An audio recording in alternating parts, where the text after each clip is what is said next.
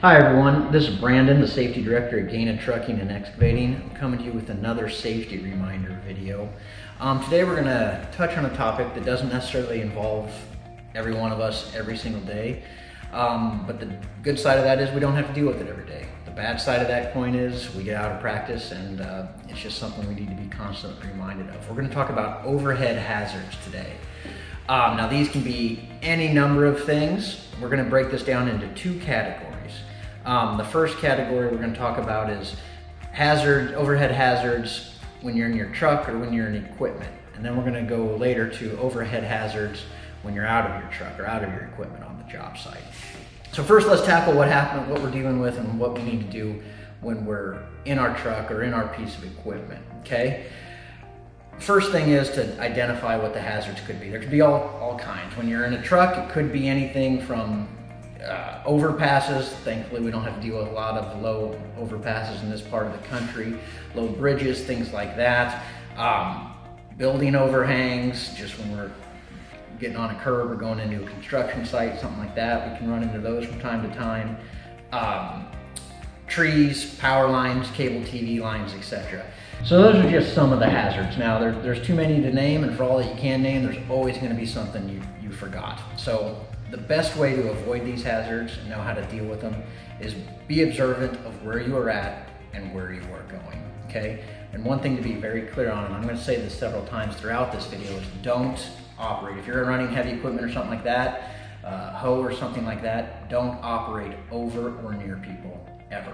You have to show a little patience. People get out of the way sometimes. I get that it's frustrating, but don't ever operate near or certainly over individuals, okay?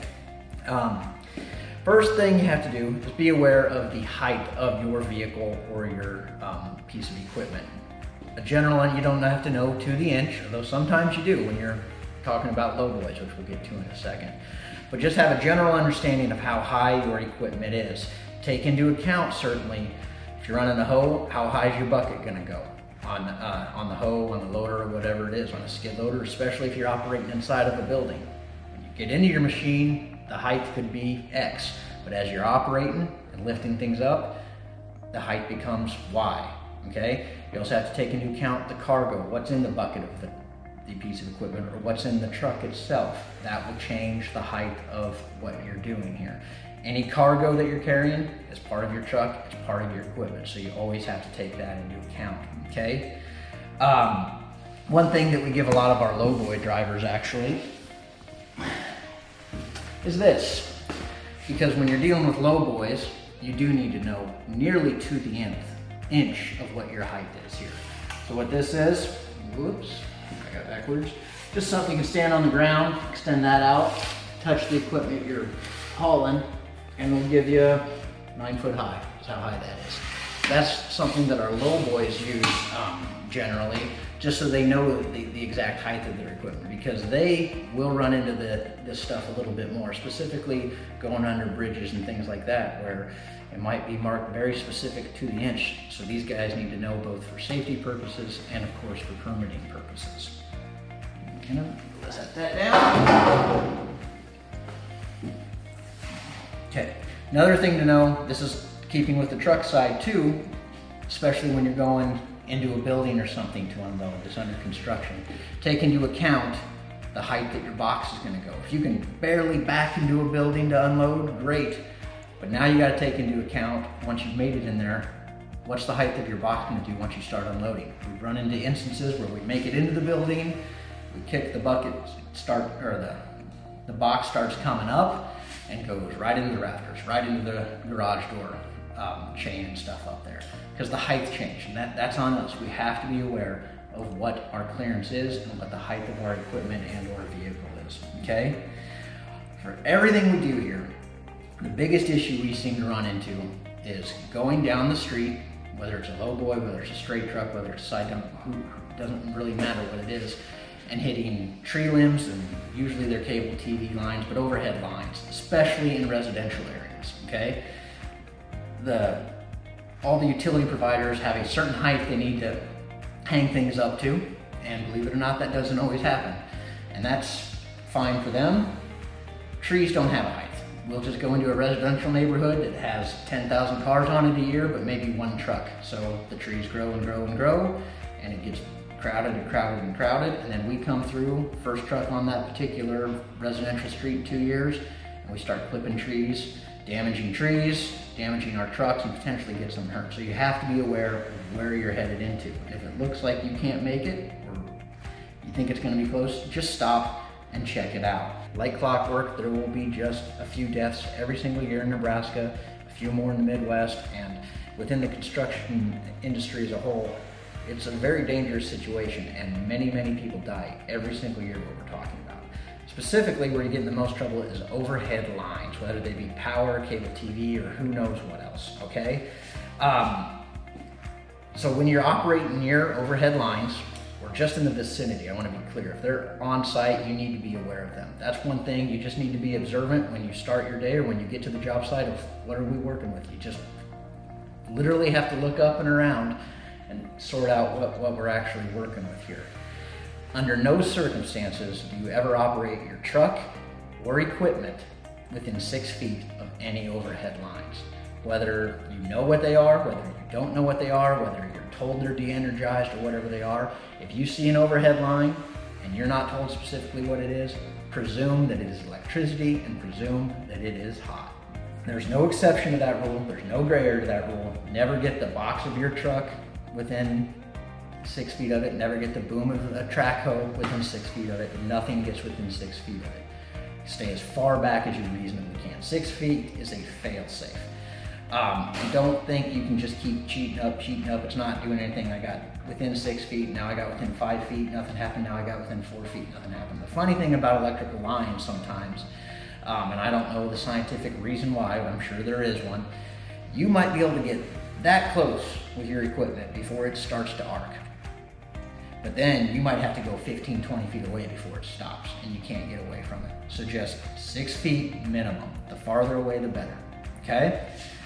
One thing on trucks too, we run into this occasionally with straight trucks. You're 6 feet away when you start, you raise up or more than 6 feet away, you raise up the box, it unloads, you drive forward with it still in the air. Well, you just closed the distance unknowingly. And we've driven straight into power lines before, straight into cable TV lines with our box in the air. The driver's doing standard operating procedure. You raise your box up and you drive away to finish unloading. If you aren't aware of what you're about to drive into, you're gonna catch them. Best case scenario, you're just gonna damage the truck and the power lines. Worst case scenario, it becomes catastrophic very quickly. Let's say something went wrong and we did get into lines. You put a loader into a set of lines, you put your box of your truck, you put the boom of a hoe or something into a set of lines. Stop right now, shut down the equipment, and stay inside the equipment if you possibly can, okay? Don't touch anything, pick up your phone, keep people away, pick up your phone and call it in. Now if you see operating another piece of equipment and you see somebody get into power lines, whether it be a truck or a piece of equipment, anything like that, don't just run up there. Stay at least 35 feet away, okay? Because you don't know what's energized and what's not. The person in that machine is most likely safe and fine for the moment, okay? You're not fine if you just start running up to something you don't know what's going on with. If those lines are energized, it could get very bad very quick. So be calm, take a deep breath, try to communicate from 35 feet away, either through hand signals, yelling, phone, to figure out what's going on, but don't just run up to go help them. Okay, because then that could make a bad situation certainly, but a still manageable situation catastrophically worse, okay? Now when we say call it in, that can mean a few different things. If you're fine, you're safe, you feel okay, call it into your project manager, call it into the safety department, call it into your dispatcher, whoever it is. Just let somebody know before you take any other action. Now if the wire is hot or you feel like you're in a life-threatening or life-dangerous situation, just call 911 right away, because they're gonna send the appropriate people. They're gonna get this taken care of. We're probably gonna end up calling them anyway, so you might as well get in front of it and call them first. We can deal with that stuff as it comes, but just don't get out unless you have to.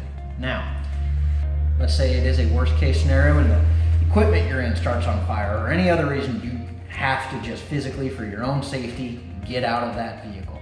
If you don't know what the lines are, again, presume they are electrical and presume they are hot.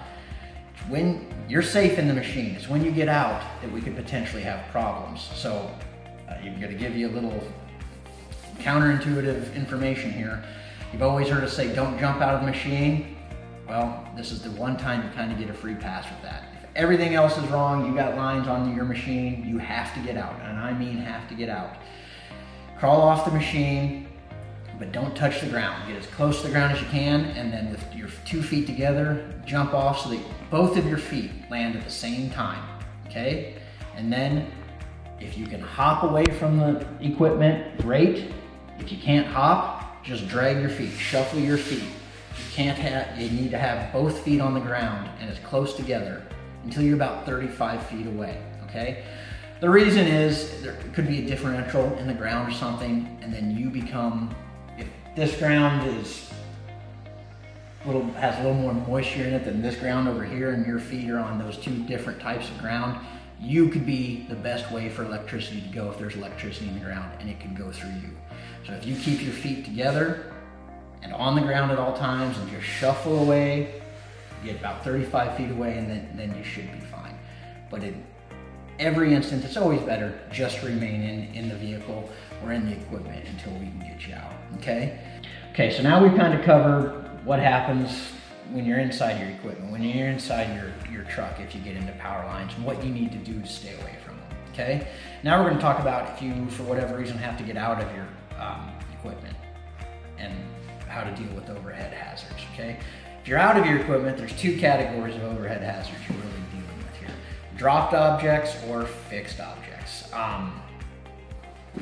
And I know you think this may not apply to us because we work for a trucking and excavating company. We're not really working at heights or have people working above us, but we go to job sites shared by many different subcontractors doing many different things at any given time.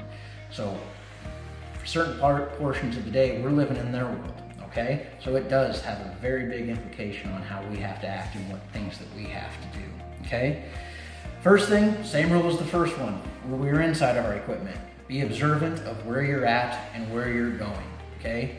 Don't walk around under scaffolding. Don't walk around underneath booms of operating equipment. If there's people working in the bucket truck above you, walk around the truck, okay? And again, here's the second reminder. If you are operating equipment, do not allow people to walk near or certainly under what you're operating. The best way to avoid one of these hazards of something hit you, whether it be a fallen object or running into a fixed object, is stay in your truck, stay in your equipment. You are always safer on a job site in your truck or in your equipment. If you don't have to get out, don't. Keep the roof of your truck or the roof of your equipment over your head. You're infinitely safer that way. Now, that being said, if you do have to get out, there's things you have to do. For one, I already talked about, don't walk underneath scaffolding where people are working or in a bucket truck. If they're using a wrench or a socket set or a hammer or any type of tooling, it might only be that big, but drop them 30, 20, 40 feet, whatever it is, it picks up a healthy amount of speed and it will hurt you and it could very easily kill you. That's just something that big. Now imagine a brick or something gets knocked off a piece of scaffolding while you're walking here. It will kill you if it hits you, okay? So let's say you do have to get out. First thing you do, I know everybody in the company has one of these. They get one the very first day they start. They get a couple things, but this is always one of them. Put on your hard hat. Hard hats aren't made to stop anything necessarily. They're made to deflect it so it doesn't go straight down into you. It's made to just shoot it off to the side. The funny thing about hard hats is they only work if they're on, okay? Now most job sites we go to, that's just the general rules of the job site. It's the general contractor set it up with it. Everybody here has to wear safety glasses, high vis, and hard hats. We always follow the rules on every job site we're at, so that's easy. Now let's say you are the first one on a job site and there is no rules or anything posted, or it's a smaller job site and there's nothing posted. Even if there aren't rules, you still have a duty to yourself and to everybody else working there. Once you have given it the look around, like we talked about, be observing the area of where you're at and where you're going and what's going to be happening and looking at things above you. If there is a reasonable expectation of overhead hazards, whether bumping your head into something, or a piece of debris, or a tool or something falling from a piece of scaffolding, if there's a reasonable expectation of that, just put on the hard hat. Again, I know every single person in this company has them. Are they the most comfortable thing in the world to wear? Not really. They're not necessarily uncomfortable, but they can save your life, okay? Now, what do we mean by reasonable expectation? You kind of know it when you see it. I guess my general rule of thumb, if there's any work going on above your head, just put it on, okay? If you're a heavy equipment operator and you go to a field where it's just you and a scraper and you're just gonna be doing some grading and there's nothing else out there, it's just an open field at this point, I probably wouldn't expect you to wear a hard hat. Now, if you go to run a skid loader to do some backfilling while people are putting up bricks on the side of a building or finishing some window work or some deck work, yeah, we're gonna expect you to have your hard hat on, even if there's no signage requiring you to, because that's a reasonable expectation. If you're a straight truck driver going to spread somebody's driveway to their house, no, we wouldn't expect you to. But again, if you go to a job site where they're working on anything above you, we're gonna expect you to put it on, even if it's not posted, okay? At all demolitions we do, put it on. Because even if there's nothing moving right now or nobody's actively working, stuff gets rattled and out of place and can fall at any minute. You can be standing at a demolition or the concrete crusher is kind of the same situation here. And no activity has been going on at this demolition for 15, 20 minutes. Every once in a while, you'll still hear stuff falling, okay? Things are just moving, things are settling. And that's exactly the danger we're after here, that we're trying to help ourselves get out of it. First of all, stay away from it, but you're not always able to stay away from it. So at any demolition, whenever you're working on a rock crusher, always have your hard hat on, because even if you're not working or nobody's working, things are settling, things are falling, okay? At any given time. As always, if you have a question, ask a question. And if you need a hard hat for whatever reason, no judgments or anything, just let us know and we'll get you a new one, okay? We'd rather give you 2 or 3 a year and have you use them than you be too embarrassed to ask because you lost yours and you don't have it and something catastrophic happens to us, okay? As always, have a question, ask a question.